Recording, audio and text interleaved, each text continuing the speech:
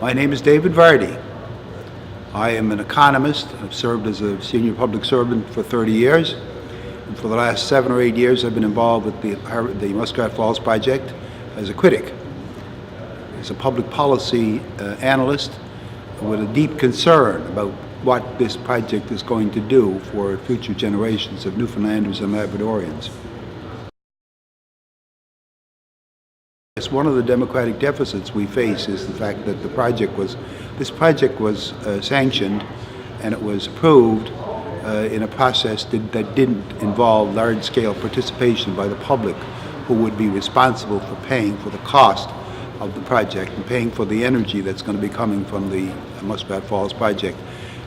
In my opinion, a project of this magnitude with such a large impact on the province should have been the subject of a referendum, a full-scale referendum where all the facts would have been laid out in front of the people.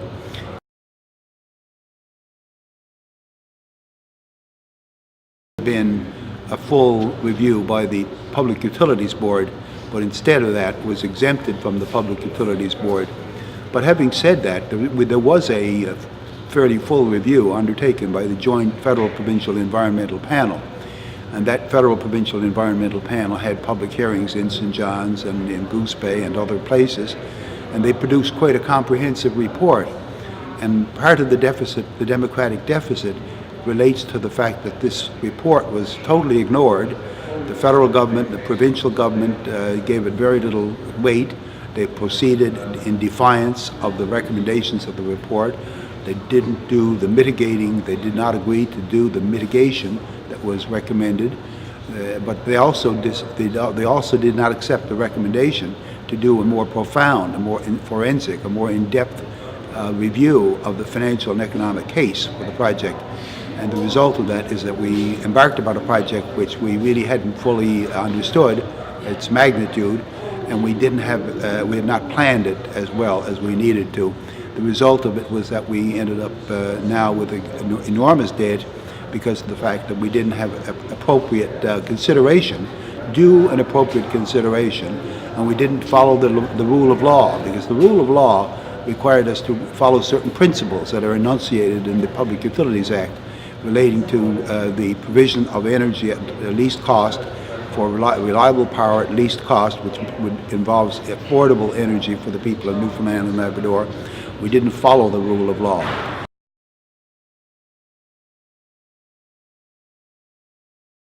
Now, the democratic deficit has implications not only for the commissioning of the project, but it also has implications for how the project is being conducted.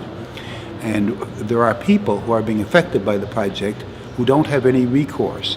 They are finding that there are major problems with the project in terms of the impact on health, the impact on safety, the impact on the environment, in particular methylmercury and the North Spur. And so what has resulted is that in the absence of any kind of a mechanism to seek recourse, people have had to demonstrate and have had to occupy the site. They've ended up being incarcerated as a result. They've ended up being personally humiliated. They've gone through a considerable discomfort and embarrassment, and society does not recognize that they have a legitimate right to protest. The Joint Environmental Panel recommended there be some kind of dispute mediation process, some dispute resolution process independent of NALCOR. Well, no such provision has been made, and so any dispute resolution inevitably involves NALCOR, and there's no mechanism whereby there's any kind of a quasi-judicial body to which people who have a major problem can go.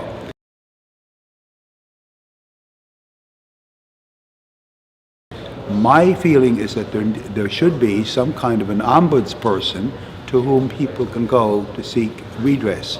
And that ombudsperson should have the power to stop the project in the event that there is a demonstrated hazard to health, a risk to health, a risk to the safety of the people that are living in the area, that if there are major environmental consequences, that I think there needs to be some kind of discretion taken away from NALCOR But instead of what we find is absolute unfettered discretion is left with Nalcor for the carrying out of the project, and that leaves it very difficult for people who are most directly affected, particularly people in Labrador.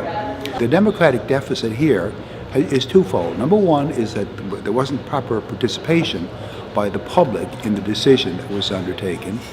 And secondly, now that we're in the construction phase, getting close to the end of the construction phase, there are particular risks being inflicted upon local people for which they have no recourse other than to demonstrate, other than to occupy, other than to go on hunger strikes. And so, and in my opinion, the powers that be, the people that govern us, the legislators in Ottawa and in St. John's, have to give consideration to some form of dispute resolution that is independent of Nalcor.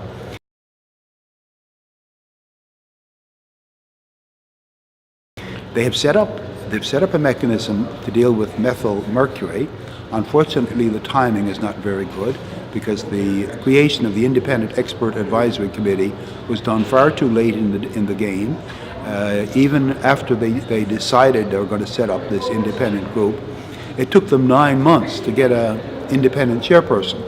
So, but with the warts and all, at least that group is functioning now, and there's a recognition of the need for this group to be independent of Nalcor.